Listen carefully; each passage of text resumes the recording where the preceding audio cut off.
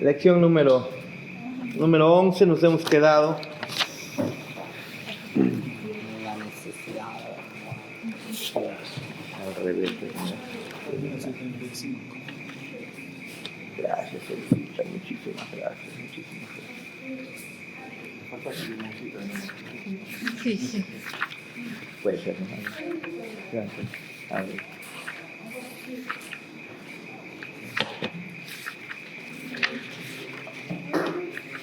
Ay, qué loco que mouse ya era. Por ese rosario. ¿No? Mouse, no era. Es lo otro. ¿Dónde? ¿En un restaurante? Mira, cuando no es su mouse, es al revés todo. Mira, está al revés. También está al revés. No tiene nada que ver. Úsalo con eso. Ya. Mejor usa con eso. Se ve más Freddy. Muy bien, veremos ahora la necesidad de la muerte de Cristo, ¿sí?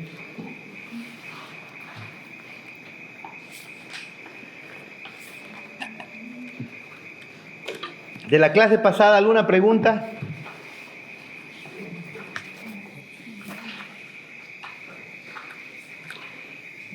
¿Por qué mueren las personas? ¿Por qué muere cada ser humano? ¿Por qué? Porque Dios ha decretado, como parte de su juicio, por la desobediencia del hombre, ¿no? No es que la muerte entró de manera natural, ¿no?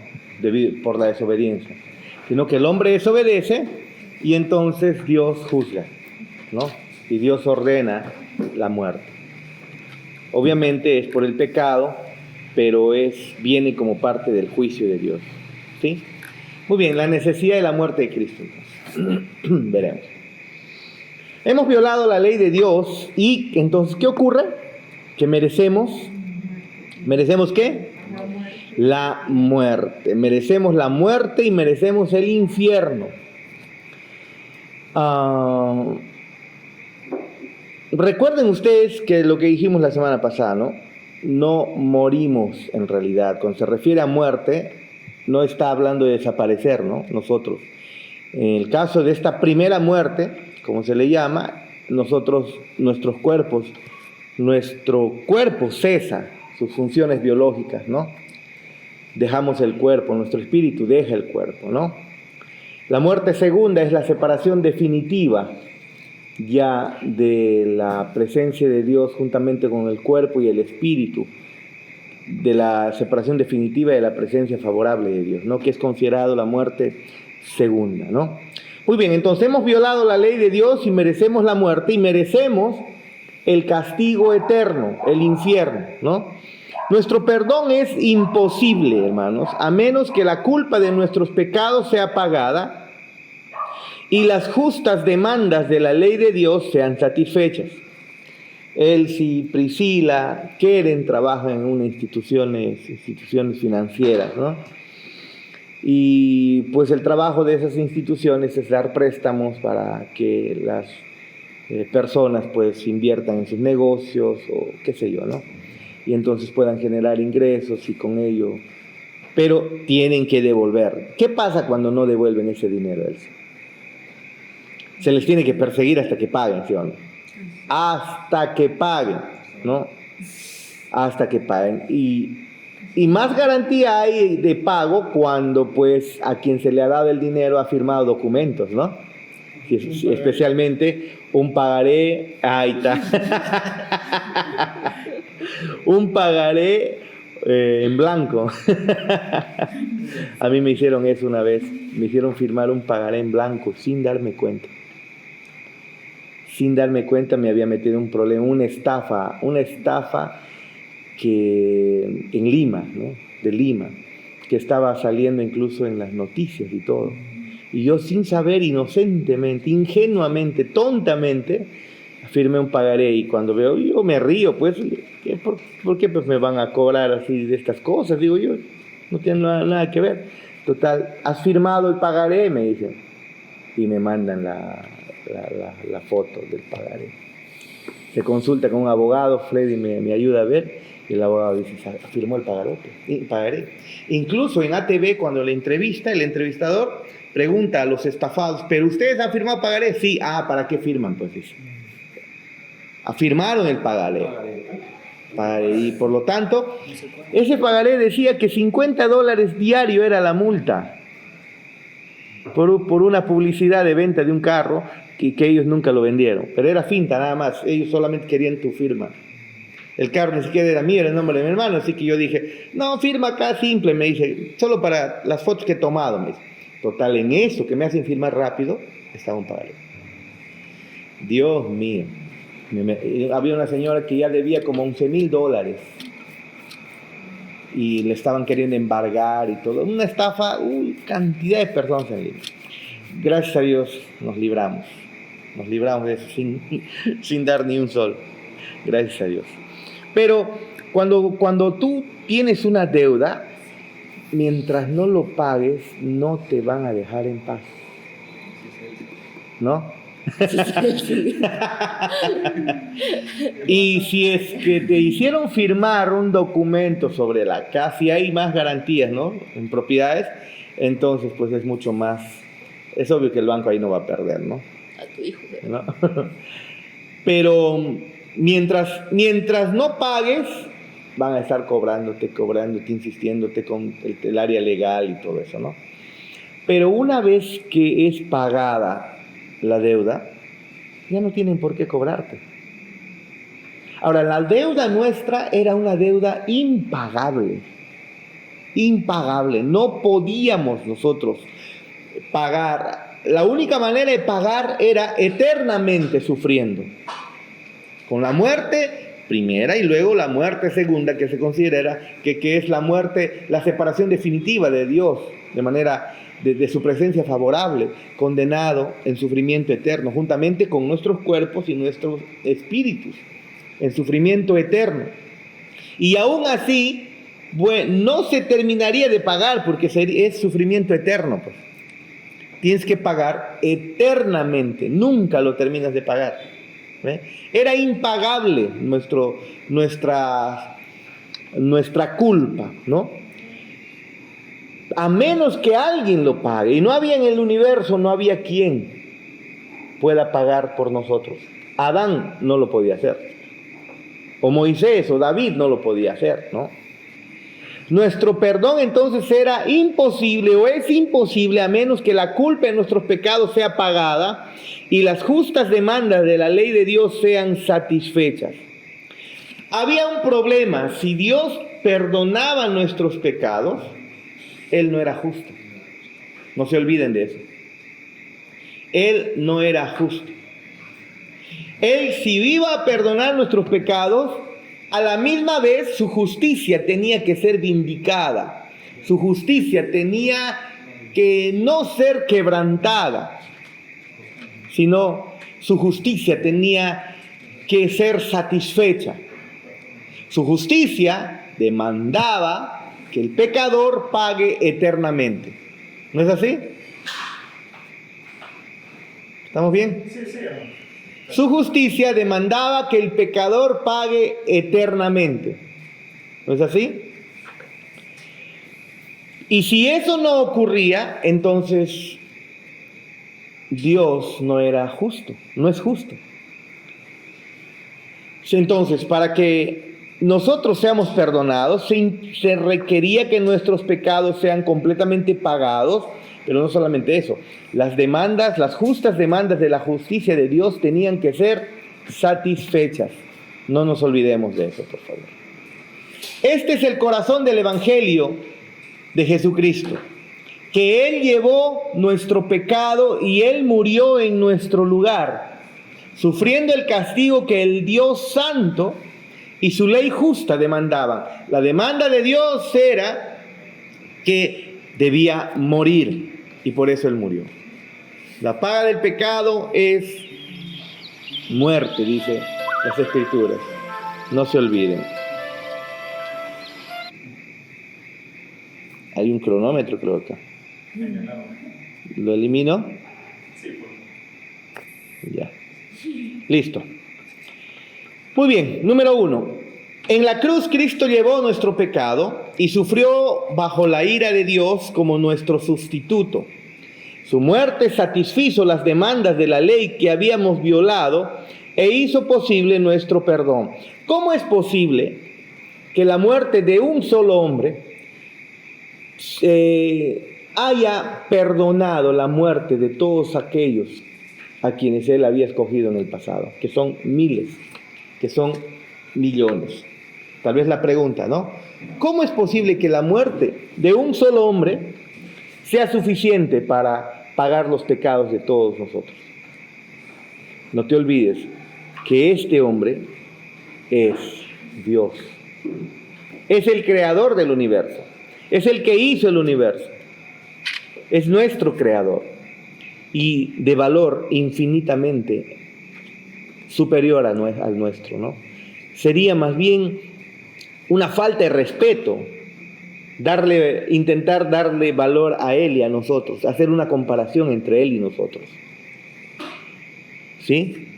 Pero su muerte satisfizo las demandas de su ley, de la ley que nosotros habíamos violado, y entonces hizo posible nuestro perdón. Veamos Romanos 3:23, por favor. Romanos 3:23.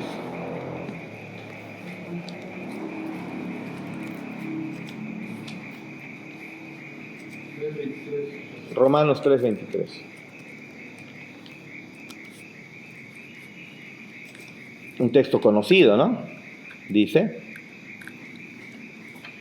por cuanto todos pecaron, y entonces todos están destituidos ¿de qué?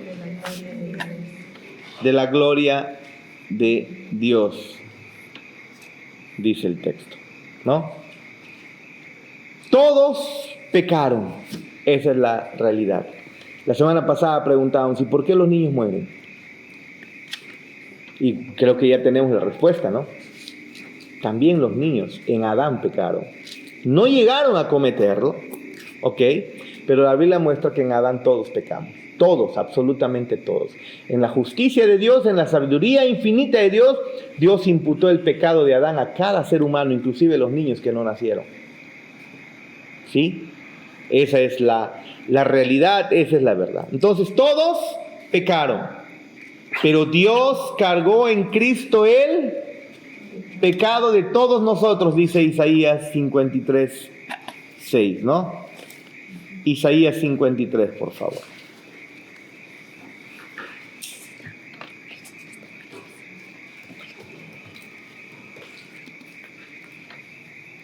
Isaías 56:3. 53. 53.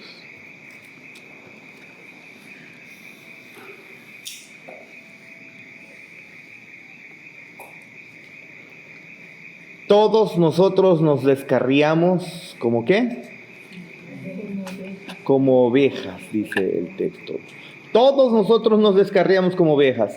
Cada cual se apartó por su camino. Mas Jehová cargó en él el pecado de todos nosotros. ¿Ve? Todos pecamos, pero Dios cargó en Cristo el pecado de todos nosotros. Espérate.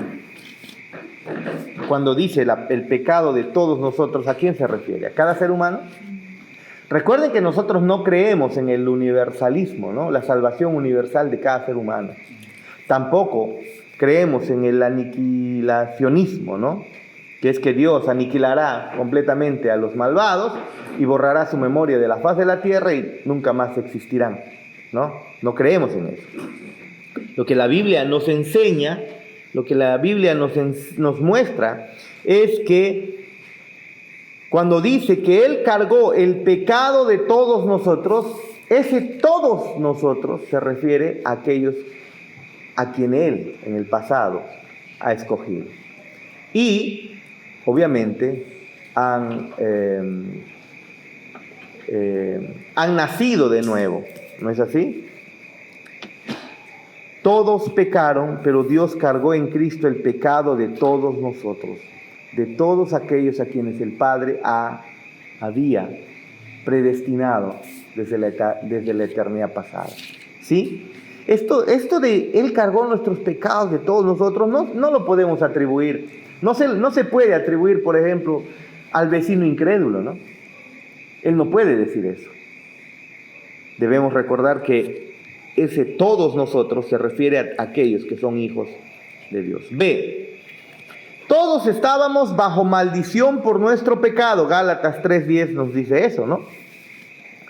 Pero Cristo nos redimió de ella, hecho por nosotros, ¿qué cosa? Maldición. Vayamos a Gálatas 3:10, por favor.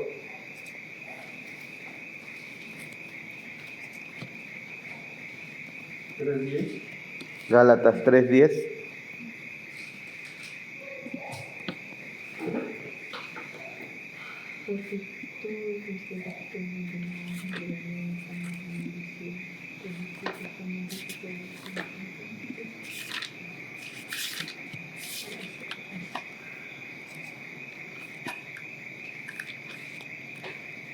Dice: porque todos los que dependen de las obras de la ley están bajo la maldición, pues escrito está: maldito todo aquel que no permaneciera en todas las cosas escritas en el libro de la ley para hacerlas. Es decir, todo ser humano ha quebrantado los mandamientos de Dios. Si tú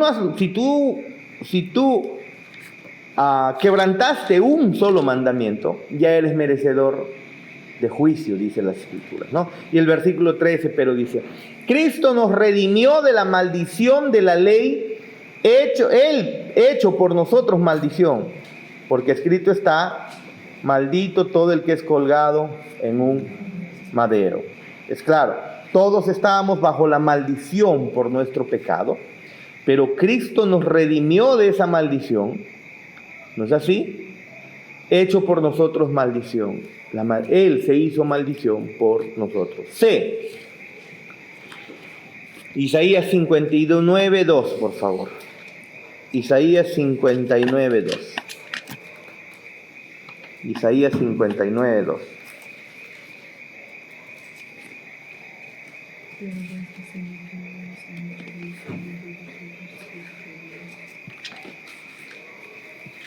Pero vuestras iniquidades han hecho división entre vosotros y vuestro Dios, y vuestros pecados han hecho ocultar de vosotros su rostro para no oír, dice las Escrituras.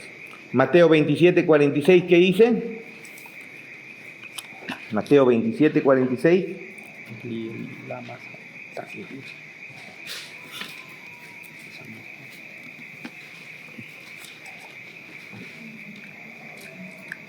El versículo 46 dice: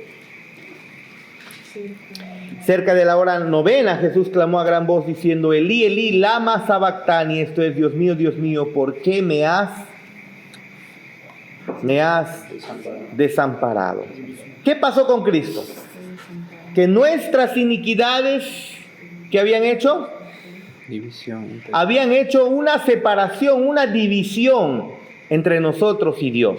¿No es así? Eso nos muestra Isaías 59:2. Pero en la cruz, Cristo fue desamparado en nuestro lugar. Él fue abandonado, desamparado en nuestro lugar. Lo que nos tocaba a nosotros eternamente, Él lo sufrió.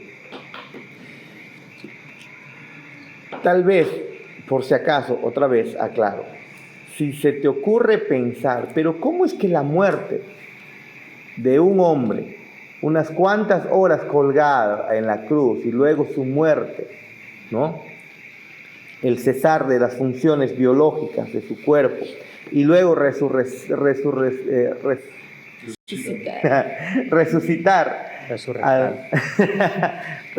al tercer día? ¿Cómo es que eso tiene el poder de poder salvarnos y de satisfacer la justicia de nuestro Dios? La respuesta es que, recuerden, Él es el Hijo de Dios. Él es el Dios infinito, el Dios eterno. ¿Sí? Y este Dios eterno, el Hijo de Dios, fue desamparado por su Padre. D. Isaías 53:5, ahí lo tenemos, Isaías 53:5. Dice: Mas Él fue herido por nuestras rebeliones, molido por nuestros pecados. El castigo de nuestra paz fue sobre Él y por su llaga fuimos nosotros curados. Dice el texto. Por su llaga fuimos nosotros curados. ¿Qué pasa? Merecemos el castigo y la ira de Dios, de un Dios santo. Pero en la cruz, Cristo fue, ¿qué dice? Herido por nuestras rebeliones, molido por nuestros pecados. Déjame decirte que Él no merecía ni un solo rasguño por ti y por mí. A quien se le ocurra hacerle un pequeño rasguño, debería haber sido desaparecido, no desaparecido, sino condenado eternamente. Y caerle el peor de los castigos, ¿no? Que es el mismo infierno. Pero la Biblia muestra que Él, siendo el Dios del universo, por nuestras rebeliones fue herido, ¿no? Fue molido por nuestros pecados. Recuerden, no es cualquier hombre, es el Hijo de Dios, es Dios mismo. Eso es el asunto. No pienses que es solamente un hombre, un simple hombre. Porque si hubiera sido Freddy, imagínate, si Freddy muriendo por nosotros, ni muriendo por él mismo se salvaría. Ni por él mismo, ¿no? Por nadie. Pero Cristo es el Hijo de Dios, es Dios mismo, no se olvide. ¿Sí? Sigamos. Romanos 6:23 otra vez. La paga del pecado es muerte. Pero en la cruz, Cristo, ¿qué hizo? Pagó una sola vez por los pecados, el justo por los injustos para llevarnos a Dios. 1 Pedro 3:18, leamos juntos. 1 Pedro 3:18.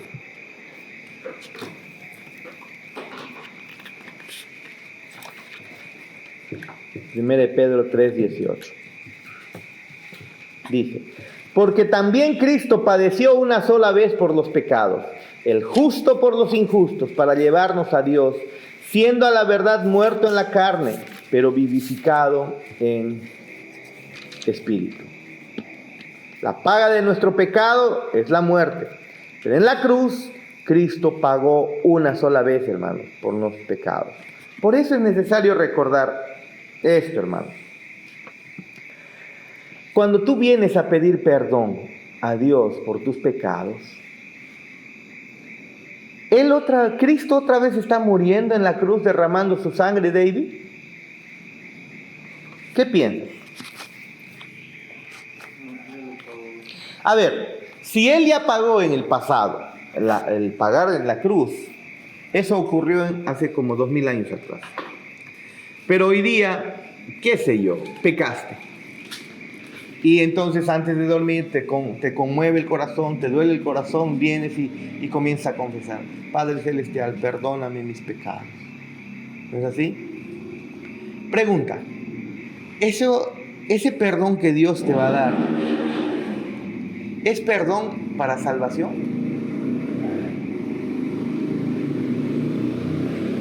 ¿Qué dices?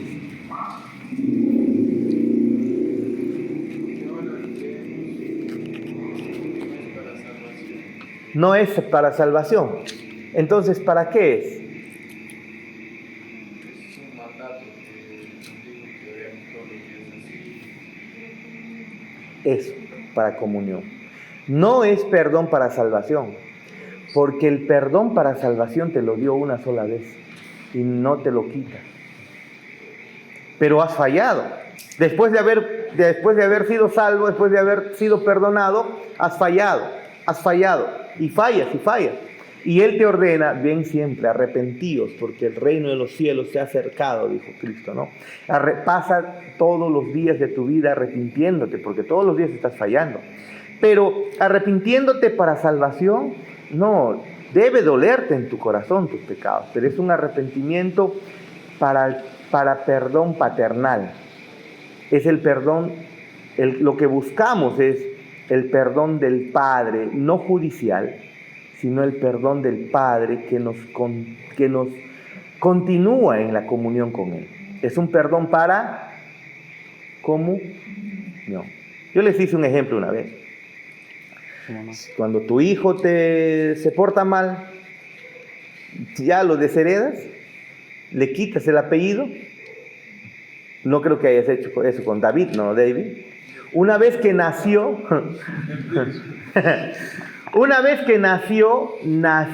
fue firmado como arista, y eso no va a ser quitado nunca. ¿Sí o no? Nunca va a ser quitado el hecho de ser arista. Pero cuando se porta mal, seguramente has estado enojado varias veces con él. ¿Cómo se restaura eso? Cuando el hijo viene y pide perdón. A mí no me aplica. ¿Ah? A mí no me aplica. A mí no me aplica. Muy bien. Pastor, pero si aquel hijo de Dios se aparta de Dios, nunca fue salvo entonces. Aquel que se aleja por completo nunca fue salvo, seguramente. No fue salvo. Nunca fue salvo, seguramente. Sí, pues. No importa el grado del pecado, igual se arrepienta. A ver, ¿el creyente puede caer en pecados graves? Sí, No debe. pero Pero por este cuerpo pecaminoso, el que esté firme, cuide que no caiga, ¿no? El que esté firme, cuide que no caiga. Puede caer, sí, pero cuando es confrontado, obviamente va a bajar la cabeza. Va a haber consecuencias nefastas, seguramente, en lo temporal, en lo inmediato. Va a haber consecuencias nefastas, terribles. Pero si se arrepiente, está demostrando que es un hijo de Dios, que ha caído en pecado. Pero que una vez que es confrontado, especialmente por la iglesia lo confronta, la iglesia lo disciplina, acepta lo que la iglesia le impone. Es decir, todo lo que atares en la tierra, el Señor lo ata en los cielos. Eso es Mateo 18. ¿No? Todo lo que desatares en la tierra será desatado en los cielos. Eso es Mateo 18. ¿No? No es atar demonios, atar al espíritu de la drogadicción, de la mentira. No es eso. Sino es que la iglesia ejerce la autoridad que Cristo le ha dado. Cristo le ha dado la autoridad a la iglesia de atar y desatar. Y la iglesia hace eso. ¿Ven? Ata y desata en el sentido que pone la disciplina. Si hay que disciplinar a alguien, se disciplina a ese alguien y entonces el pecador se arrepiente y acepta entonces las condiciones que la iglesia le está poniendo. Si es líder, deja de ser líder. ¿Ven? Si no tiene nunca más que volver a dirigir, pues no va a volver a dirigir nunca más. ¿Ves? Pero acepta, pero no se va de la iglesia, busca la comunión con la iglesia. Y si la iglesia alguna vez le levanta esa disciplina, pues genial. ¿Ves? Pero si esta persona al final, no, ¿qué se meten ustedes en mi vida? No es creyente. Lo más probable es que no sea creyente. Aunque todavía puede actuar rebeldemente alguien, sí, pero no va a sostenerlo, no lo va a sostener por mucho tiempo. Al menos no va a morir en ese estado. creo que hay que ser sí creyente para que se quede. ¿Sí? Sí, ¿no? ¿Eso responde a la pregunta, Cristian? A Jonathan. Muy bien. Sí. ¿Puedes explicar un poco más sobre eso? ¿Por qué los católicos interpretan esa parte? Lo de atar, desatar, lo atribuyen a Pedro, ¿no? ¿Por qué lo atribuyen directamente a Pedro, ¿no? Y con eso forman parte de su doctrina, la asociación apostólica, ¿no? De los papas. ¿Por qué los católicos? Bueno, Mateo 18 no se lo atribuyen a Pedro. Es la confesión de las llaves, ¿no? A ti te daré las llaves del reino, ¿no? Es una conclusión absurda que tiene, ¿no? Ven el texto y dicen que Cristo le está dando las llaves del reino de los cielos a Pedro, ¿no? A ti te daré la llave del reino de los cielos, le dice, ¿no? Y sobre esta roca edificaré mi iglesia, ¿no? Pero claramente cuando tú buscas en el griego, la palabra Pedro es Petros, ¿no? Y la palabra Petra es una roca más grande, no es la palabra que está usando Cristo ahí, ¿no? Pedro confiesa que Jesucristo es el Hijo de Dios, claro, es el enviado de Dios, el Hijo de Dios, y sobre esa base, sobre esa confesión es que al final la iglesia se levanta.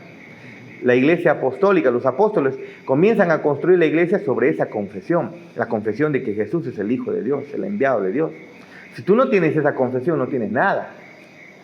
No puedes ser considerado parte de la comunión de los creyentes si tú no confiesas que Jesucristo es el Hijo de Dios. Y Dios mismo también, ¿no? Ahora, ellos piensan pues que a Pedro Jesucristo en ese texto, exclusivamente a él se le dio la llave del reino de los cielos, prácticamente nombrándole como el primer papa. Y luego cuando él muere, pues hay una sucesión de transmitir eso, ¿no? ¿Papa viene de papá o sí, por qué papa? Una palabra latina, En latín. ¿no? Una palabra en latín, pai, dice. Pai. ¿Quién era tu pai, Freddy? David. ¿Tu pai espiritual quién era? Jorge Gómez. Ay, pero Mira. Así. Roberto, ¿cómo los años? De ti, Elsie, tu mai. Roxana. Ah, Roxana, ¿verdad? ya. De ti también Jorge con Florcita, ¿no? Pastor, antes de pasar aquí en inciso A, Ya. hay una parte que usted mencionaba que la paga del pecado, muerte y Dios, cuando Jesús muere, la salvación menciona general, ¿no? Para todos. Y lo que nosotros ahora creemos es que Dios tiene escogidos para la salvación. Antes de Jesucristo, Dios también salvaba a sus escogidos. Claro. Y después de Jesucristo, Dios sigue salvando a sus escogidos. Sí. La diferencia, o sea, yo me pregunto, al enviar a Cristo a pagar nuestros pecados, ¿Qué diferencia hace? Si Dios sigue escogiendo. ¿Qué diferencia hace? No, lo que Dios ha hecho es en la eternidad pasada, Él ha escogido a todos ya. A todos los que en el futuro serían salvos. Desde el principio, desde antes Él ha escogido. Ahora, pero esos que a los cuales Dios el Padre ha escogido, Él los llama. Mira lo que dice Romanos 8, por favor. Busca Romanos 8, 8:28. Romanos 8:28. 8:28, ¿no? Ajá. Quiero anotarlo. Romanos 8:28, por favor. Romanos 8:28. A ver, hermano. A ver, léelo con fuerza, por favor. Y sabemos que a los que aman a Dios, todas las cosas les ayudan a bien. Esto es, a los que conforme a su propósito son llamados. Ajá, son llamados, ok. A todos los que aman a Dios, todas las cosas les van a bien y esto es conforme a los propósitos de Dios, ¿no? Que son llamados. ¿Qué más? Porque, ¿no? Esto es, a los que conforme a su propósito son llamados. Porque a los que antes conoció, Ajá. también los predestinó para que fuesen hechos conformes a la imagen de su Hijo. Los predestinó, ¿sí o no? Los conoce muy bien y los predestina. Luego, ¿qué más viene? Para que Él sea el primogénito entre muchos hermanos. Ok, ¿qué más? Y a los que predestinó, a estos también llamó. Ajá. Primero te predestina en el pasado, la eternidad pasada. Te predestina, eso es todo, ¿sabes? Todos aquí, desde Adán, Adán y hasta el último que van a ser en el futuro. Dios los predestina. Y eso es antes de que el mundo sea creado, ¿ok? Y luego, pero después que los ha predestinado, ¿no? Hay un llamamiento en un tiempo, ¿no? ¿Y qué es lo que dice? Ellos llamó, los llama con la predicación del Evangelio, ¿no? El nuevo nacimiento, y luego ¿qué dice? Y con Jesucristo luego, ¿qué hace? Y a los que llamó, A estos también justificó. y a los que justificó. Y a los que justificó, a estos también glorificó. Mira, incluso la salvación ahí lo muestra como un evento ya terminado, incluso glorificado. Es que en Cristo todas las promesas son sí y son amén, ¿se dan cuenta? ¿Y ya hemos sido glorificados? Pero no, sí o no. Pero Pablo está mostrando ahí un evento futuro, pero lo está mostrando como si fuera pasado. ¿Por qué? Porque es obvio que va a ocurrir eso. Va a ocurrir. Sí o sí va a ocurrir. Entonces, pero mira el orden. Primero, Él nos conoció, nos predestinó. Hubo un momento en la historia donde nos llamó, y después que nos llamó, nos justificó, y luego al final terminaremos siendo glorificados. Gloria a Dios. Eso es esa es en la historia de la humanidad. Ahora, cuando Cristo viene, miren, esto es el Antiguo Testamento, ¿no? Antiguo Testamento, las personas que están siendo salvadas, aquí ponemos la cruz y aquí viene el Nuevo Testamento, personas que también están siendo salvadas. Seguramente la pregunta es, aquí está Cristo crucificado. ¿Qué diferencia hace? Si ahora son salvos por Cristo, los del Antiguo Testamento, ¿cómo son salvos? Ajá, esa pregunta. ¿Cómo son salvos?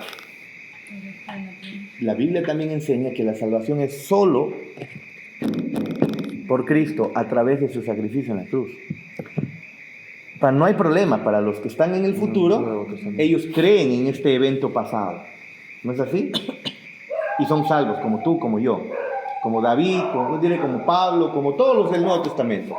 Pero los del Antiguo Testamento, ellos creen en el evento futuro. Desde Adán están mirando la promesa de Dios que enviaría a su Mesías. Lo están mirando, aunque no conocen toda la totalidad como lo que conocen los del Nuevo Testamento. Así, en medio de ello, ellos creen, en medio de ese lente opaco con el que ellos están viendo, porque todos los del Nuevo Testamento podemos decir que tenemos un lente bien HD, 4K, ¿no? Pero los del Antiguo Testamento tienen en formato MPGA, no sé qué, pixeleado, pero están viendo y no entienden mucho, pero esa fe en ese Mesías futuro es lo que los salva. La salvación es solo en Cristo. Por lo tanto, son salvos los del Nuevo Testamento, salvos por lo que ya ocurrió. Los del Antiguo Testamento por creer en que ocurriría. Todos son salvos, ¿eh?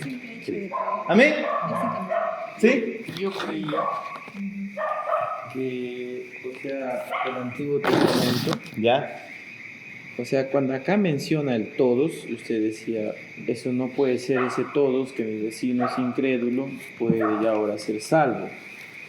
Sino yo más bien creía que más antes Dios solo trabajaba para su pueblo, un solo pueblo que podría ser salvo, no otros, los filisteos, no hablaba de ellos. Sin embargo, después de Cristo se amplía, ya no importa si son de Israel, si son incas, si son... Tan solo es que crean en Jesucristo, Ya. se amplía. Y Okay. bueno, yo pensaba Ajá. que ese todos no se menciona a aquel que no cree en Cristo, sino el todos va, que se amplía, ahora no solo es para Israel, sino puede ser cualquier pueblo, pero la condición de que crea en Cristo. Pero nuestra confesión de fe tampoco se basa en eso, ¿no?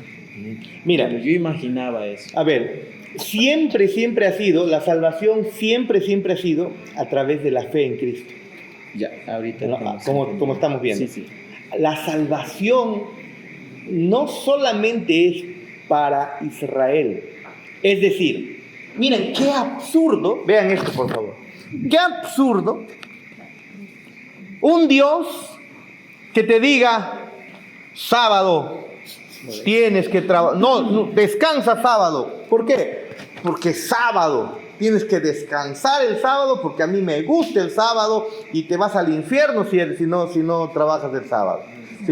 O sea, te pones a pensar, no, debe haber un principio detrás, ¿no? Y encontramos que el Señor no santificó el sábado, santificó el séptimo día. ¿Y cómo tú sabías en el primer séptimo día, cómo sabías tú que era sábado? No había, solamente hubo el día 1, día 2, día 3, día 4 y después el séptimo día descansó, ¿no? Entonces, observas eso y dices, un Dios que te esté llevando a que puedas estar decretando, parecen cosas absurdas, y obviamente que son absurdas, ¿no? Y luego te pones a observar un Dios que solamente va a salvar a una etnia, a un grupo especial. No, si al final la humanidad todos salimos ¿de quién? De Adán y Eva. Todos somos una sola raza, como dice el libro de Ken Ham, ¿no? Una sola raza somos todos. Todititos somos de una sola raza. Así que, pero después de ser una sola raza, es cierto que Dios escoge a un pueblo para que en ese pueblo ponga su nombre, ponga sus leyes, y ese pueblo lleve al mundo entero a dar a conocer quién es el Dios verdadero. Pero la salvación nunca estaba destinada solamente a Israel. Ejemplo de ello, nosotros tenemos que en el linaje de Jesús hay mujeres gentiles. Hay una prostituta, hay Rahab, la ramera, hay Ruth, la moabita. ¿Ve? ¿Se acuerdan? Ahora, también encontramos que es salvada cuando el pueblo de Israel entra a conquistar Jericó. Claro, esa es la mujer, pues, que es salvada, pues, ¿no? Rahab, la ramera, es salvada. Pero, espérate, bien claro decía el Antiguo Testamento, o la ley de Moisés, no tenían que juntarse con moabitas.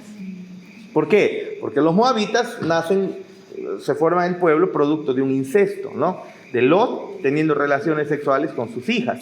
Y ahí se forman los moabitas y los amonitas, ¿no? Y Dios había dicho bien claro, con ellos no se junten, no se casen. Y cuando nosotros no leemos, no vemos todo el panorama, estamos pensando Israel, salvo solamente Israel. Llegamos al Nuevo Testamento y entonces, plum, ahora sí se salva para todo. ¿Qué ha pasado? ¿Cambió de plan Dios? No. Desde el Antiguo Testamento, cada persona que se arrepentía, así no sea israelita, era salvo. Encontramos eso, como les dije,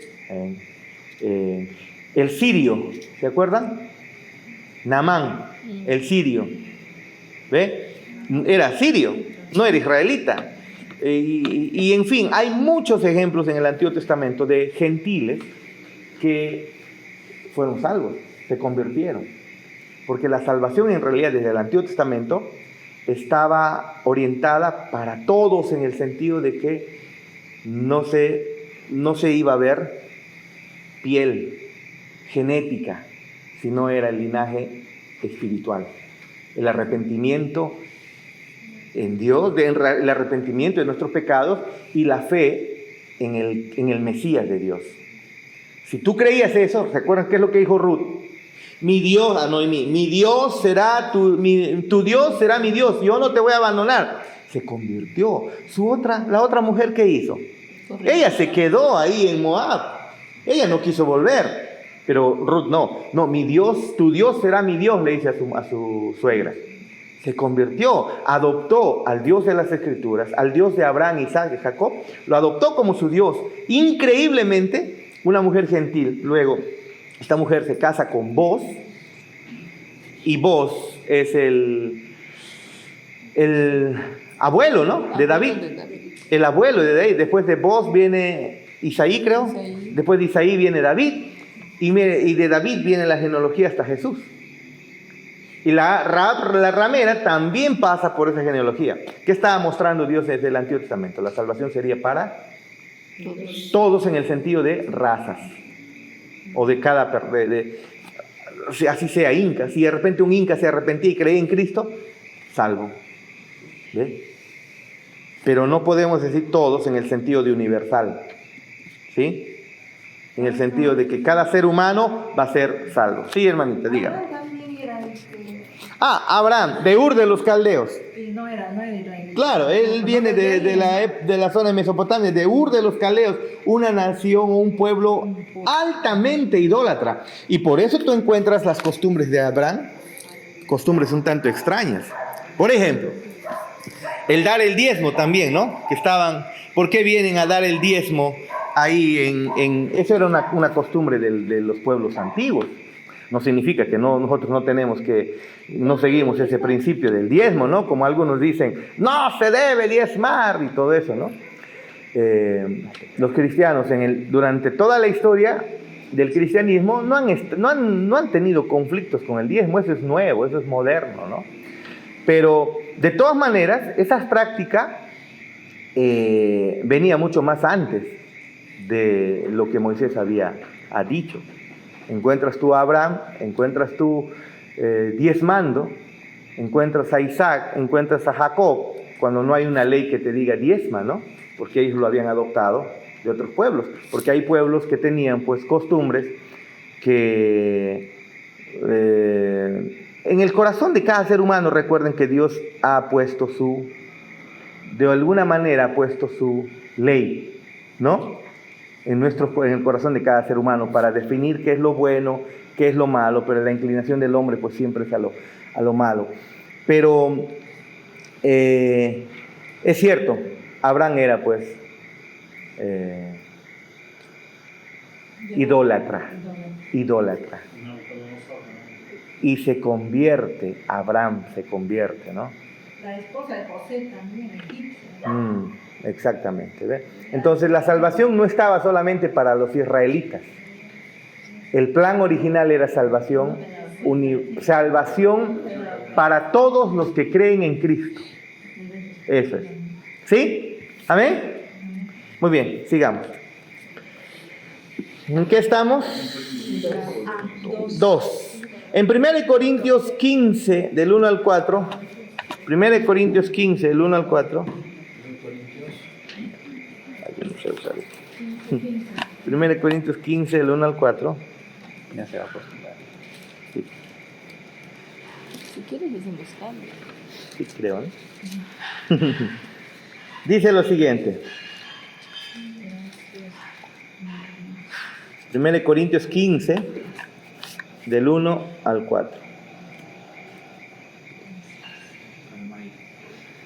Dice: además os declaro, hermanos, dice el apóstol Pablo, el evangelio que os he predicado, el cual también recibisteis, en el cual también perseveráis, por el cual asimismo, si retenéis la palabra que os he predicado, ¿qué dice? Sois salvos, si no creísteis en vano. Porque primeramente os he enseñado lo que asimismo recibí. Cristo murió por nuestros pecados, conforme a las Escrituras, y que fue sepultado y que resucitó al tercer día, conforme a las Escrituras, y que apareció a Cefas, y después a los 12, y ahí continúa, ¿no? Ahí continúa. Muy bien. Aquí encontramos la definición más completa y concisa del Evangelio en las Escrituras. ¿Qué es el Evangelio? Pablo nos lo muestra acá. Hermanos, ¿se acuerdan que una vez les dijimos que en la iglesia no se conocía el Evangelio y habían personas que ya eran pastores que no sabían qué era el Evangelio? Es más, hemos hecho preguntas, ¿qué es el Evangelio? Muchísimas veces en la iglesia, y a pesar que lo hemos explicado, le hemos enseñado, todavía cuando otra hace creo que como un año atrás todavía hice esa pregunta, la última vez. ¿Qué es el Evangelio? Y todavía muchos estaban cri. ¿Qué es el Evangelio? El apóstol Pablo nos lo define. Es sencillo, es simple. ¿Lo puedes definir tú? ¿Qué es el Evangelio? Hermanos, yo les dije, si no sabemos definir qué es el Evangelio, entonces no hemos creído todavía en el Evangelio. ¿Por cómo creer en algo que no sabes? Por fe. Pero para creer y tener fe, tienes que entender ese Evangelio. ¿Qué es el Evangelio? Y el apóstol Pablo, por favor, subraya bien eso, porque el apóstol Pablo va a decir que aquel que predique otro evangelio, o sea, que no sea este, maldito. Mira David. Aquel que predica, por ejemplo, el evangelio de la prosperidad, ¿qué diría Pablo?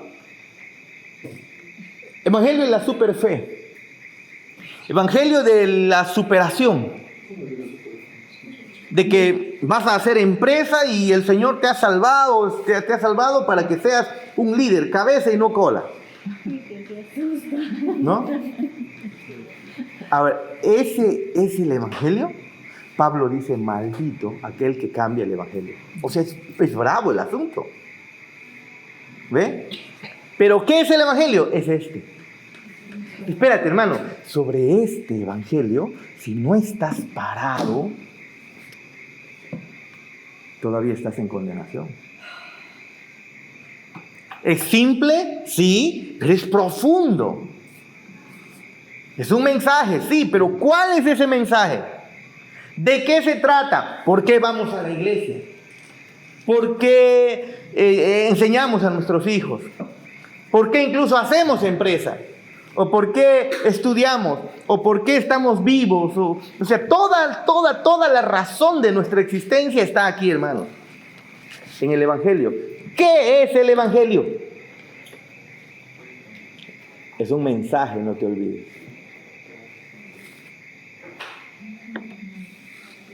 De acuerdo con este texto, ¿cuáles son los 3 elementos principales del Evangelio bíblico? Si tú no lo encuentras, huye.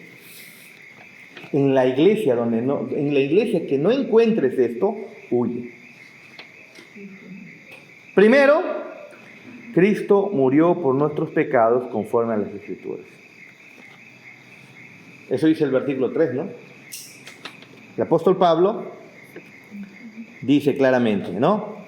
Porque primeramente os he enseñado lo que asimismo recibí. ¿Qué? Que Cristo murió por nuestros pecados conforme a lo que la Biblia había dicho en el Antiguo Testamento. Recuerden, ¿cómo fueron salvos los del Antiguo Testamento? Creyendo esto, pues el Antiguo Testamento anunciaba la muerte sustitutoria del Mesías de Dios. Anunciaba. Si yo era antes de alguien del Antiguo Testamento, como David, y creía, o como Job, incluso mucho más antiguo, de la época de Abraham, Job, sé que mi Redentor vive. Ah, salvo, ¿eh? Job. ¿Se dan cuenta? Cristo murió por nuestros pecados conforme a las Escrituras, dice el texto. Eso es el primer elemento principal del Evangelio bíblico. Que Cristo murió por tu pecado. ¿Y sabes qué? No solamente lo menciona. O sea, ya sé el Evangelio, que Cristo murió por nuestros pecados. No es que solo lo hablas, no es que solamente lo asientes con tu cabeza. La fe salvadora implica que esto es tu todo. La fe salvífica, ¿no? Hay 3 tipos de fe, ¿no? Uno es notitia, donde tú conoces, te llega la información, Cristo murió por tus pecados. Todo el mundo, pregúntale a cada ser humano en el planeta, al menos los que dicen que son cristianos, ya sea católico o lo que sea, que hablan de Cristo. Todos saben que Cristo murió por los pecados, ¿sí o no? Todos lo saben. Pero la fe salvadora no implica solamente conocer, notitia. También implica ascenso, pero no queda ahí. ¿Qué es eso? Murió por los pecados, sí. Oh, no. Wow, ¿no? O sea, ya lo asientes, pero todavía no eres salvo. La fe salvadora implica fiducia, que es la fe que Dios te da para creer que realmente esto es el todo para ti. Cristo murió por nuestros pecados. Es decir, tú lo que entiendes es que merecías la muerte, merecías la condena, pero Dios envió a su mismísimo Hijo a morir por tus pecados, tal cual lo había anunciado desde el Antiguo Testamento. Incluso desde la eternidad pasada estaba anunciado la muerte de Jesús por tus pecados. Si no hubiera muerto por tus pecados, estás en serios problemas eternos. Es decir, esto es tu todo. ¿Se acuerdan cuando Martín Vizcarra se vacunó hasta varias veces? Quería salvarse, ¿no? Quería salvarse. Hacía todo lo posible, hizo todo lo posible por vacunarse. Las personas hacían cola por vacunarse, ¿se acuerdan ustedes? Desesperados, incluso han habido personas, creo que Beto Ortiz fue uno de ellos, que se fue a Estados Unidos a vacunarse, ¿se acuerdan? O lo votaron, creo, ¿no? Y lo votaron, creo, algo así. Pero invertían harto dinero solo por una vacuna. La pregunta es, ¿entiendes tú que la muerte de Cristo por tus pecados fue necesaria? Y sobre eso te abrazas y haces el motor de tu vida. Ahí comienza, hermano. No es que, sí, murió por mis pecados y ahora sí hagamos cosas mejores. Sí, ese mensaje, sí, claro que sabemos que murió por nuestros pecados, pero no es el todo de nuestra alma, ¿no? Aquí vemos que era necesario no solo que Cristo sufriera la ira de Dios en el Calvario, sino que realmente Él muriera por nuestros pecados. Fue anunciado en el Antiguo Testamento que eso es lo que iba a ocurrir. El segundo elemento del Evangelio bíblico es, ¿qué más? Cristo fue, ¿qué fue? Es decir, no solamente le dio un paro cardíaco y luego al ratito nomás, ya, lo resucitaron con un RPC, con una respiración cardiopulmonar. No, él fue sepultado. Sus funciones biológicas cesaron completamente. Estaría mal ver esto simplemente como una etapa más de transición conectando la muerte y la resurrección de Cristo. La sepultura de Cristo se menciona para añadir énfasis a la realidad de su muerte. Él realmente fue sepultado porque realmente murió. Realmente murió. No solamente fue una etapa transitoria. Él realmente murió. Su cuerpo, el cual el Espíritu Santo le había dado, biológicamente cesaron sus actividades. Y si murió, comenzó también un proceso de descomposición, como cualquier persona que ha muerto. Pero miren los elementos del Evangelio. Primero, Cristo murió por nuestros pecados conforme a las Escrituras, pero también fue sepultado. No te olvides. Tercero, y Cristo resucitó al tercer día conforme a las Escrituras también. La resurrección de Jesucristo nunca debe ser colocada al final de nuestra presentación del Evangelio, como si fuera una reflexión final o algo no esencial. Así como Él ha resucitado, tú también puedes resucitar de tus deudas. Tú puedes resucitar de tus problemas como el ave fénix. No es de eso, no se trata de eso. El hecho de que Cristo muere y murió por tus pecados, hermanos, profundizar esto nomás ya te va a tener toda la vida. Paul Washer dice, le preguntaron, ¿no?, ¿en qué quiere hacer su maestría? Él pudo haber hecho en tantas cosas, seguir estudiando pues tantas cosas, tantas ramas de teología que hay, pero él quiso profundizar solamente en el Evangelio, solamente en el Evangelio. Solamente en el Evangelio. Y comprender el Evangelio es la meta. Y claro que así lo es. ¿Lo comprenderás en este mundo? No. Es que murió por nuestros pecados. ¿Cómo va a morir el mismísimo Dios por nuestros pecados? No lo merecía. Yo no lo merecía. Nadie lo merecía. ¿Realmente entiendes que murió por tus pecados? ¿Te duele? ¿Sabes que merecías la condena de Dios? El primer elemento del Evangelio bíblico nomás que debe destrozar el corazón. Pero luego, ¿cómo va subiendo? Fue sepultado. ¡Wow! O sea, el Dios del universo fue sepultado para que luego termine resucitando.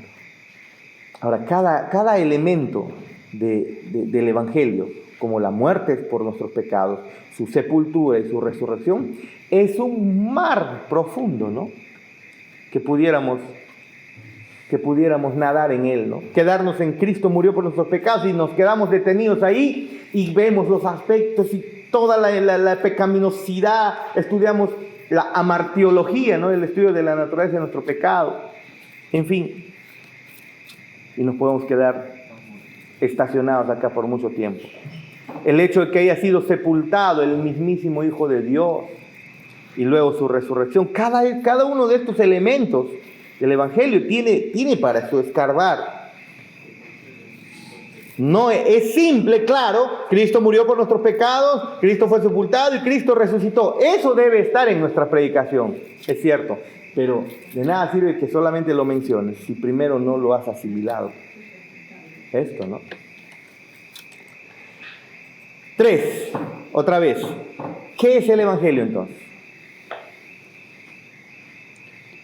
Cristo resucitó.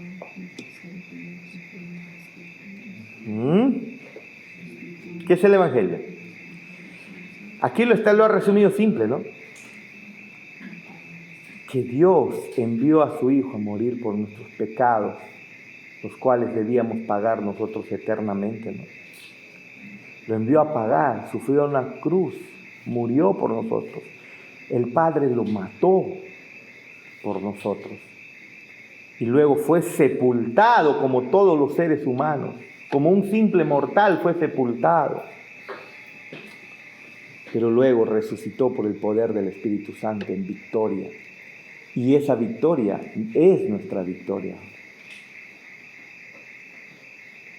No importa que te dé la enfermedad que sea. No importa que te boten de la familia. ¿No? No importa si te quedas en el estado más deplorable que pueda existir para un ser humano. Mientras entiendas que Él murió por tus pecados, aún sabes que el Padre sigue siendo bueno por ti, contigo. 3. Los escritores de los 4 evangelios son cuidadosos al narrar la muerte de Jesús. Aunque sus descripciones son concisas, también son certeras. Lee cada uno de los siguientes relatos. Mateo 27:50, por favor. A ver, ¿quién lee Mateo 27:50? Yadá, Marcos 15:37. Elsie, Lucas 23:46. Priscila, Juan 19:30. Muy bien, Mateo 27:50. Mas Jesús, habiendo otra vez clamado a gran voz, entregó el Espíritu. Y he aquí, el velo del templo se rasgó en dos, de arriba abajo, y la tierra tembló, y las rocas se partieron, y se abrieron los sepulcros, y muchos cuerpos de santos que habían dormido se levantaron, y saliendo de los sepulcros, después de la resurrección de él, vinieron a la santa ciudad. 27:50 nomás. Otra vez lee el 27:50. Mas Jesús, habiendo otra vez clamado a gran voz, entregó el Espíritu. Miren, se muestra aquí claramente que Jesús muere. ¿Ok? Marcos 15:37. ¿Quién le dice? Ya da. Y Jesús, dando un fuerte grito, expiró. Otra vez se muestra claramente que Jesús murió. Cada uno, ¿ah? A ver el siguiente. ¿Quién era? Elsie, ¿no? 23. Lucas 23:46. Entonces Jesús, clamando a gran voz, dijo: Padre, en tus manos encomiendo mi espíritu. Y habiendo dicho esto, expiró. Y el último, Juan 19:30. Priscila. Al robar Jesús del vinagre dijo: todo se ha cumplido. ¿Ya? 19:30, ¿no? Juan 19:30. Luego inclinó la cabeza y entregó el espíritu. ¿Qué es lo común aquí en estos 4 relatos? Se muestra claramente que Cristo murió, ¿no? Nota, en el registro de los evangelios se describen 2 cosas. Número 1, la realidad de la muerte de Cristo, ¿no? Recuerden que la paga del pecado es muerte y Cristo pagó la culpa de su pueblo muriendo en su lugar. Y número 2, la soberanía de Cristo sobre su muerte. Él cedió o entregó su espíritu. Al final, te cuento. ¿Quién podría matarlo? ¿Los hombres? ¿Satanás? ¿Los romanos? ¿Judas? ¿Los fariseos? No, al final Él soberanamente, Él entregó su espíritu para morir. ¿Sí? Se separó de su cuerpo murió biológicamente. Muy bien. Él encomendó su espíritu en las manos de su Padre, Lucas 23:46. Cristo no murió como un mártir reacio, más bien entregó su vida voluntariamente como sacrificio propiciatorio en lugar de su pueblo. Lo hizo de manera voluntaria. No fue en contra de su voluntad. 4. 4. Los siguientes versículos son algunos de los más importantes en la Escritura con respecto a la muerte de Cristo y su importancia para el pueblo de Dios. Resume el significado de cada texto en tus propias palabras. Romanos 5, 6. Romanos 5, 6.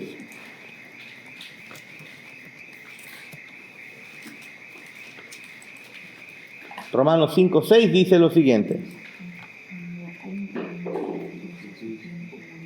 Porque Cristo, cuando aún éramos débiles, a su tiempo murió por los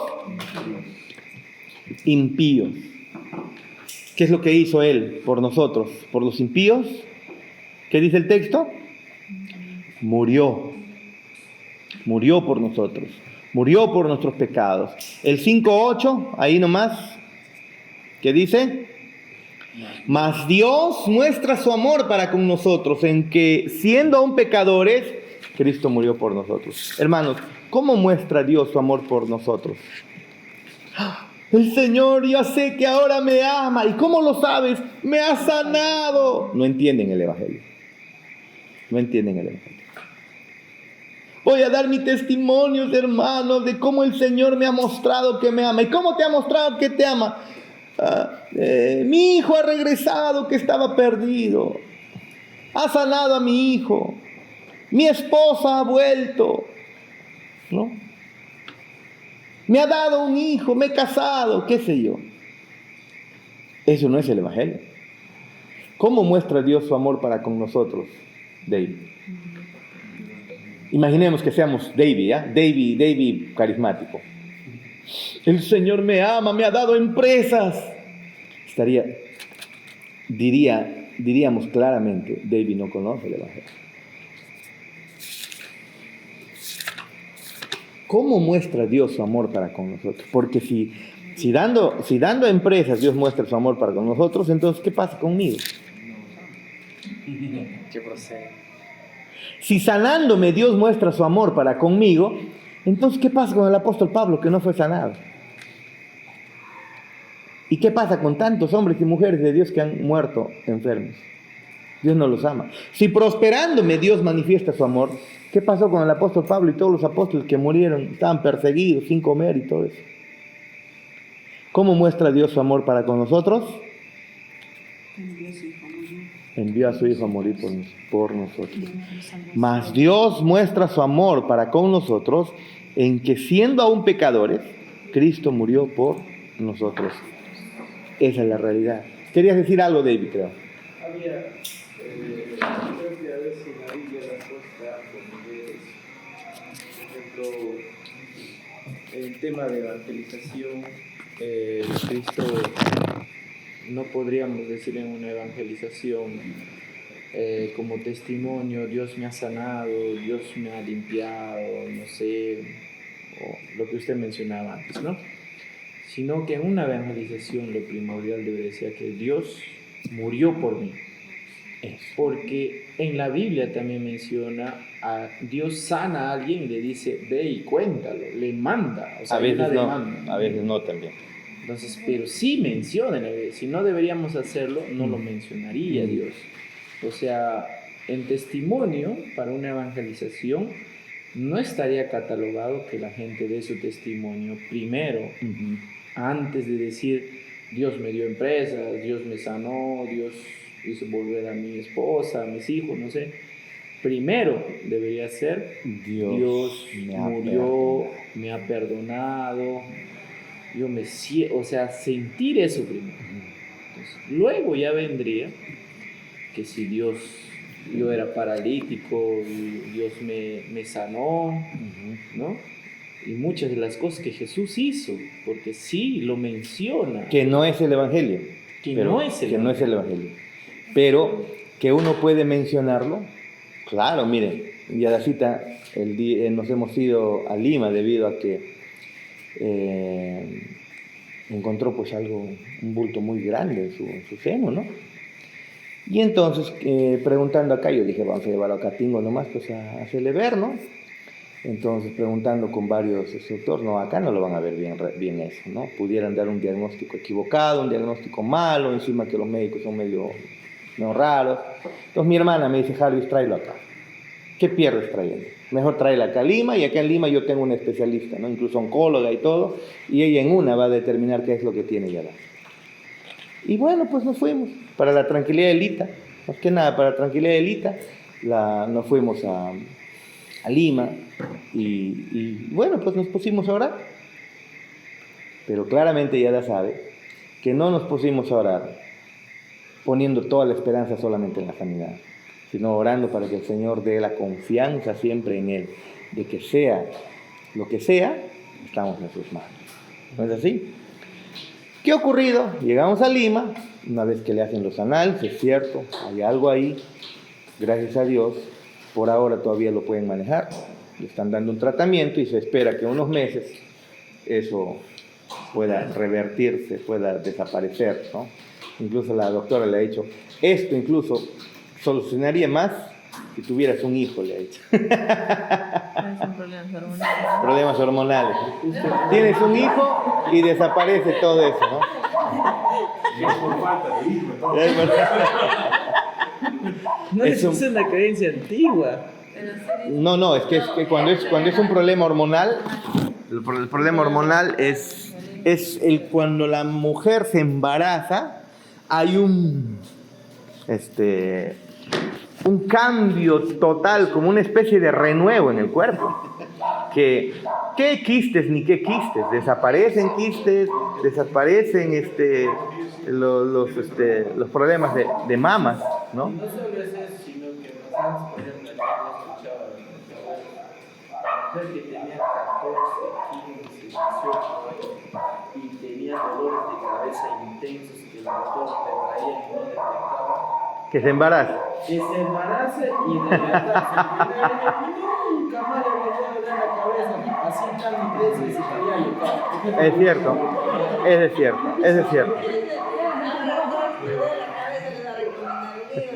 Así que no te duela la cabeza.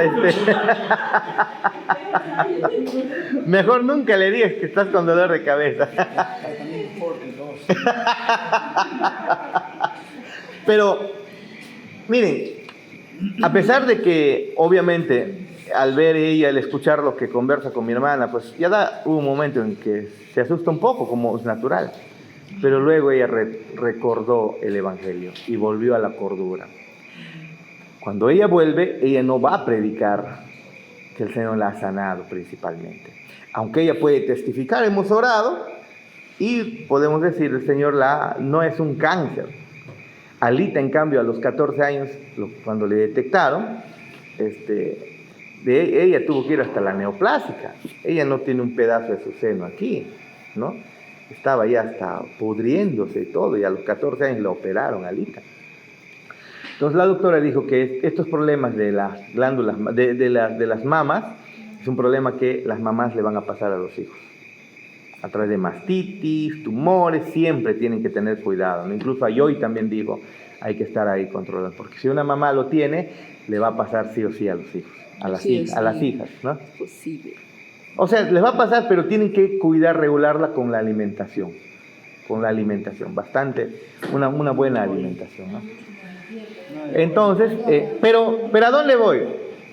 ¿A dónde voy? Cuando no está mal que nosotros testifiquemos de que Él nos ha sanado. El problema está cuando nosotros le ponemos el énfasis y minimizamos la muerte de Cristo, su resurrección, su sepultura, su resurrección, como lo más importante. Y mira, Él ha hecho esto, pero mira, ha hecho esto para que yo sea sano. Ahí es el problema, porque así no es. Eso no es. Cuando Jesús incluso mandó a que vayan y lo cuenten, la razón no era que vayan y cuenten de que Jesús está ahí haciendo milagros. No. Porque en otro momento también Jesús dijo, no lo cuentes a nadie. Y en otro momento, anda, ve y muéstrate al sacerdote. ¿Por qué? Porque eran cumplimientos proféticos que anunciaban que Jesús era el Mesías. No era que, anuncien que acá hay un sanador, para que todos vengan y entonces sean sanados. ¿Cuán ¿Cuántos enfermos hubo a quienes Cristo no sanó? No se olviden.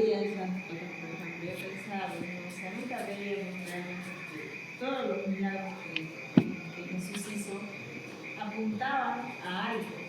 O sea, antes yo no lo veía así. Pensábamos en realidad que Jesús era como un milagrero, ¿no? Como que alguien estaba ahí para nosotros demandar algo. Pero nunca lo había visto como que realmente todo lo que Jesús hacía, ha hecho, hizo, era el cumplimiento de lo que se decía de él, ¿no? Por él, cuando por ejemplo mucha gente en aquel entonces lo seguían haciendo por curiosidad, porque querían un milagro. Claro. Pero como dice en la Biblia, Jesús se fiaba de él porque él conocía el corazón. Él conocía sus corazones. En realidad ellos no entendían. Por eso, el mensaje. ¿cuál es el corazón ¿Quién del era Evangelio? Murió por nuestros pecados. Claro. Sobre eso quebrantas tu corazón y lloras, hermano. Eternamente sí, lo tendremos que hacer. Segundo, fue sepultado. La paga del pecado es muerte. Dios cumplió, es justo. Y si Él es nuestro representante, Él tenía que morir.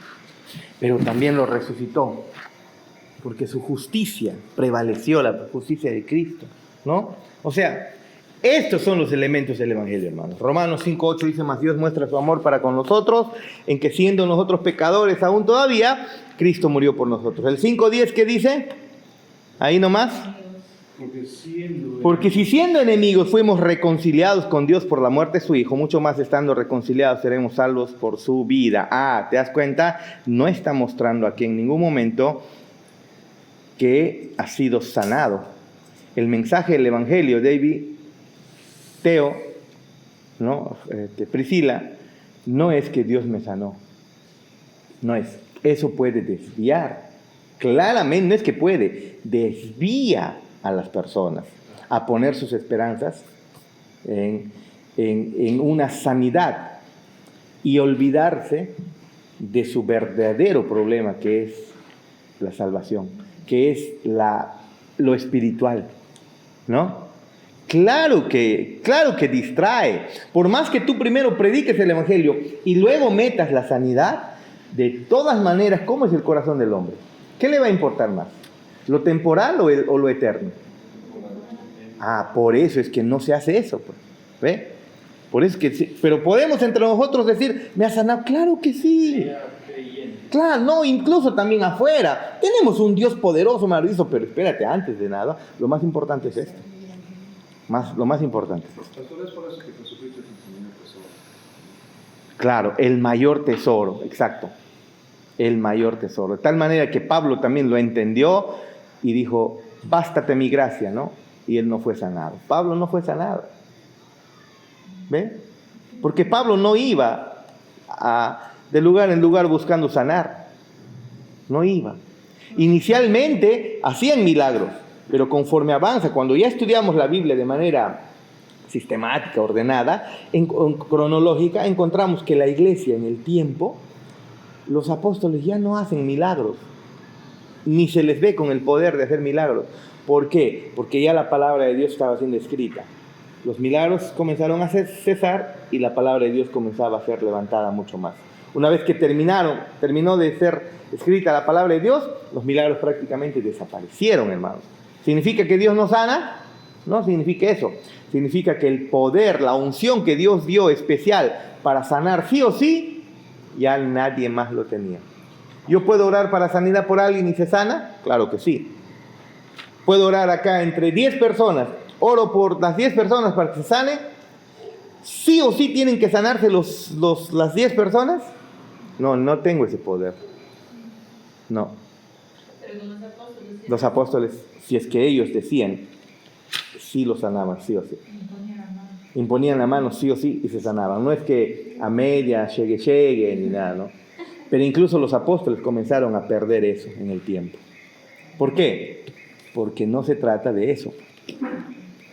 Los milagros eran solamente para demostrar que estaban haciendo lo mismo que Cristo hacía y por lo tanto ellos están certificados para traer el mensaje de Dios y escribieron la palabra de Dios. Y una vez que lo hicieron, ya no necesitaban ser certificados. Pastor, una pregunta. ¿Y Judas también tenía ese poder para dar señales, como sanidades, cosas de Cuando regresan los discípulos, gozosos y felices porque los demonios se les sujetan y todo eso. Pero, ¿qué dice Jesús? Incluso dentro de ellos están los discípulos, está Judas. Pero, para que se den cuenta que hacer señales, milagros y prodigios no te garantiza nada. Bien claro, Jesús dice en Mateo 7, ¿no? En mi nombre echarán fuera mi nombre, ¿no? Maestro, yo eché fuera demonios en tu nombre, he profetizado. ¿Y Jesús qué les dice? Nunca os conocí. Ahí está un Judas, por ejemplo. Si no, ¿con qué poder lo hacía Judas? ¿Con el poder del Espíritu? ¿Cómo? Dios les había dado un poder, la autoridad para que lo hagan. Y punto. Y lo hacían. Claro. Y lo hacían. Con que, al final de cuentas, cuando un brujo sana, ¿con qué poder lo hace? ¿Quién tiene ese poder? Por más que venga, por más que sea Satanás metido ahí, al final de cuentas, ¿quién es el responsable final de todo? Que ocurran las cosas. Es Dios. Si no, te me refería como se deduce lógicamente, ¿no? Que Judas no tenía el Espíritu Santo, ¿no? Ya. Generalmente se cree, ¿no? Que el poder viene. Lo que pasa es que en el Antiguo Testamento el Espíritu Santo venía e iba de personas, recuerda. En cambio, claro, una vez que Cristo resucita, muere, resucita, el Espíritu Santo es sellado en nosotros, sellado para siempre, ¿no? ¿Saúl tenía el Espíritu Santo o no? Claro que sí, pero después se le fue quitado, ¿no? Saúl, ¿sí o no? Se le fue quitado, ¿sí o no? Claro, en cambio en el Nuevo Testamento ya es un sello debido a lo que ya ocurrió. ¿Sí? ¿Cómo te diferencia ese? Claro,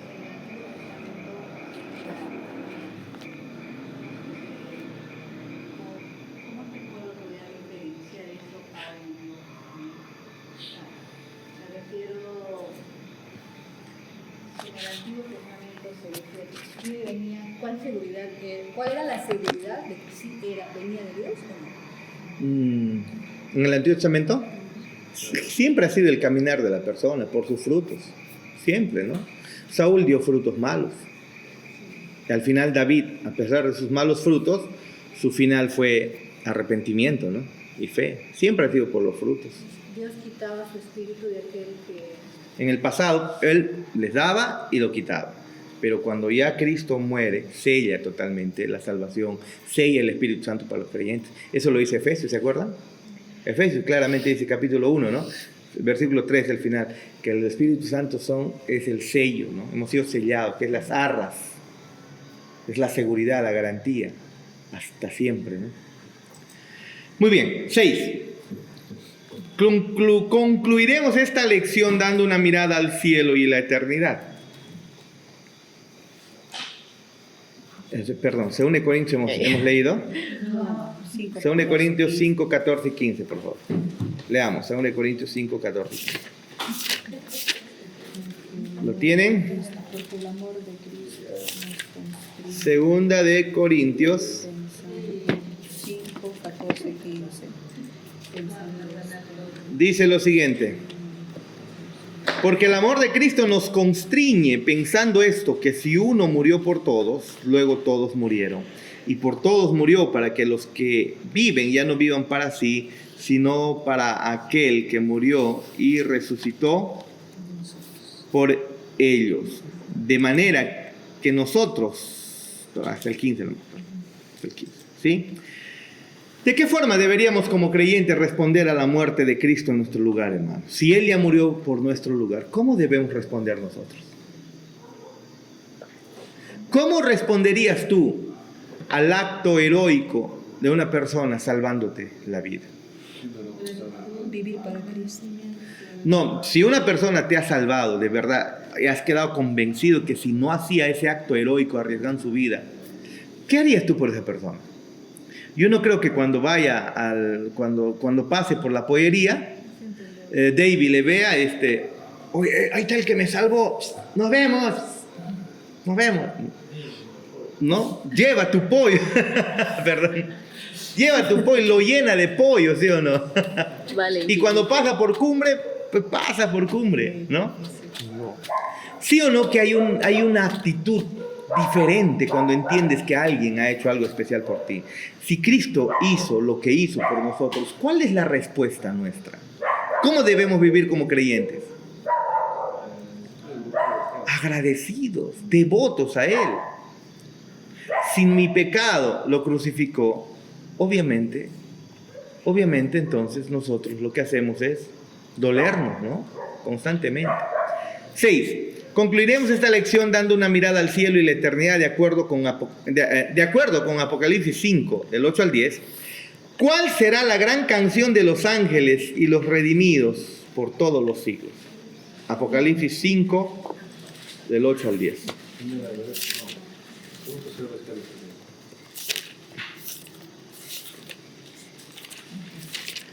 Mira, Davidcito, chequea aquí de qué va a cantar el creyente por siempre. Apocalipsis 5, 18. 5, 8. 5, 8. ¿Qué dice? Miren, este es el cántico tuyo y mío por toda la eternidad. Y cuando hubo tomado el libro, los 4 seres vivientes y los 24 ancianos se postraron delante del Cordero. Todos tenían arpas y copas de oro llenas de incienso, que son las oraciones de los santos. Es que, hermanos, todo esto es simbólico, si se dan cuenta. Mira, y copas de oro llenas de incienso, que son las oraciones de los santos. ¿Se dan cuenta el simbolismo? No es que en realidad, ¿verdad? Candelero, copas, oro, ¿no? O sea, al final, delante de la belleza de Dios, todas esas cosas son insignificantes, ¿no? Calles de oro, mar de cristal, ¿no? Tal vez por el color Juan decía que...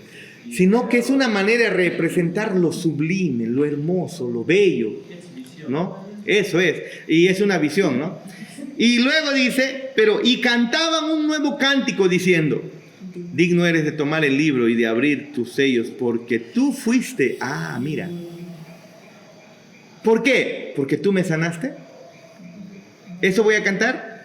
No, porque tú fuiste inmolado y con tu sangre has redimido para Dios de todo linaje y lengua y todo pueblo, y nos has hecho para nuestro Dios reyes y sacerdotes, y reinaremos sobre la tierra. ¿Cuál es el cántico de aquellos que por toda la eternidad, amados hermanos, vivirán? ¿Cuál es? ¿Cuál es el tema de nuestro cántico, hermanos? Están cantando del Evangelio. Él fue inmolado, resucitó. ¿Ve? Eso es el cántico que cantaremos eternamente. Están cantando el Evangelio. Y el Evangelio no implica, oh Cordero, me has salvado, me has hecho próspero, me has hecho rico. No. Fuiste inmolado, ¿no? Fuiste inmolado, fuiste sacrificado. Ese es el cántico que cantaremos eternamente. Es decir, de verdad estaremos ahí. Tú fuiste sacrificado. No, es que es en realidad el corazón agradecido por siempre.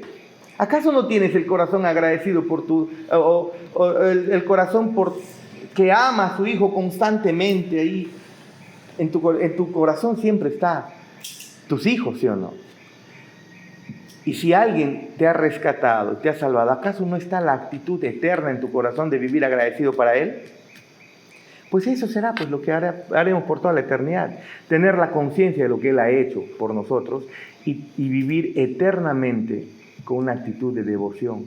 No, salve Jesús, salve Jesús. No es eso. Es el corazón eternamente agradecido, que eternamente cantará, dice acá. Y no es que va a estar como Keren, Eliano y Adai en el coro, todos los días. No, sino es la actitud de agradecimiento. ¿Qué ha dicho ahora Freddy? Dijo, no.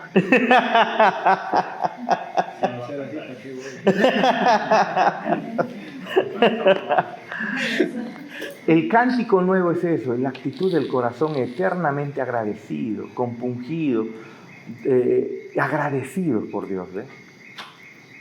Pero ese agradecimiento debe comenzar acá. ¿Cómo es que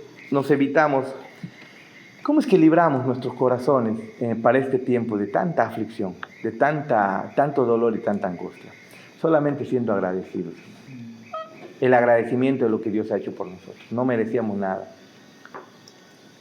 ¿Te va mal algo? Como le decía Yadá, ¿no? Yadá le pasó la semana pasada. ¿Se acuerdan que iba a dar su examen para la SBS? ¿No? Y ella pasó todos los filtros, estaba pasando. Y le faltaba el filtro más simple para ella, donde todo el mundo volaba, el de inglés. Y ella, pues gracias a Dios, pues entiende, lee, habla inglés y normal, ¿no? Ella está completamente tranquila. Pero cuando está dando su examen, antes les habían advertido 2 días antes, no se debe ir la línea de tu internet. No debes salir, no debes apagar tu cámara, no debes salir, no debes cambiar incluso de red. O sea, un control para el último examen que iban a tener de inglés, un control riguroso. Entonces ella se encierra en el cuarto y comienza a dar su examen, que eran como 3 horas. Y cuando está paseándose con el examen, ¿qué es lo que ocurre el día? ¿Qué día fue? Sábado, ¿no? O viernes, ¿no? Bien. Viernes a la 1:30, ¿qué pasó? En Tingo María. Un ventarrón y se fue la luz. Y se le cuelga la red. Y le habían dicho, ¿no? Una vez que termina a las 2:30, alguien va a aparecer en la sala y le va a dar instrucciones. Si es que aprobó, le van a dar instrucciones. Si no aprobó, nadie va a aparecer. Y ella perdió la conexión como 1 minuto y medio, casi 2 minutos, porque yo hasta que incluso ella había cerrado la puerta, no había, casi tumbo la puerta para entrar a buscar ayudarla, ¿no? Y entonces le conecto con mi celular, su laptop, y ella no quería moverse y todo. En fin, todo un show. Tanto se había preparado para que al final la voten, ¿no? Para que pierda eso. Entonces ella lloró y todo eso, y ella sabe, le dolía porque se había esforzado. Le dije, aquí es donde de verdad debes cantar, ¿cómo recibiré de ti el bien y el mal? Le decía, si realmente vas a cantar en el coro, aquí debe ser tu verdadera adoración. Esta debe ser tu verdadera adoración. De todo te pasó esta semana, ¿no? Al día siguiente, plum, se detecta en su pecho. Todo nomás le pasó, le vino un cargamontón así terrible. Y yo le decía, es el trato del Señor, es el trato del Señor. Solamente agradécele, de eso se trata. Agradécele. Entonces, todo sirve para amarle más, ¿no? Gracias a Dios no es cáncer. Y hoy día cuando estamos llegando a Tingo María, ella ya dejó descartado pues eso porque nadie vino a decirle ya aprobaste, ¿no? Y recibe la noticia de que aprobó su examen, ¿no? Cuando ya estaba todo perdido. ¿Podemos seguir esperando en el Señor en medio que las cosas nos van mal? Sí. Y si así le hayan desaprobado por completo, obviamente eso es lo que ella pensaba desde el día sábado, domingo, lunes, martes. Creo que el Señor está aprobando su corazón para que sepa que al Señor y todos nosotros, como lo está haciendo Keren también, ¿no? En la iglesia, que al Señor le servimos pase lo que pase, hermano. Nuestra predicación no es lo que Él está haciendo por nuestra vida temporal. Eso es el testimonio feliz que lo damos, ¿no? Pero no es el Evangelio. ¿Amén? ¿Amén? Oramos para terminar, ¿sí? ¿De qué van a cantar entonces por toda la eternidad? El Evangelio. El Evangelio. ¿Amén? Vamos a orar para terminar.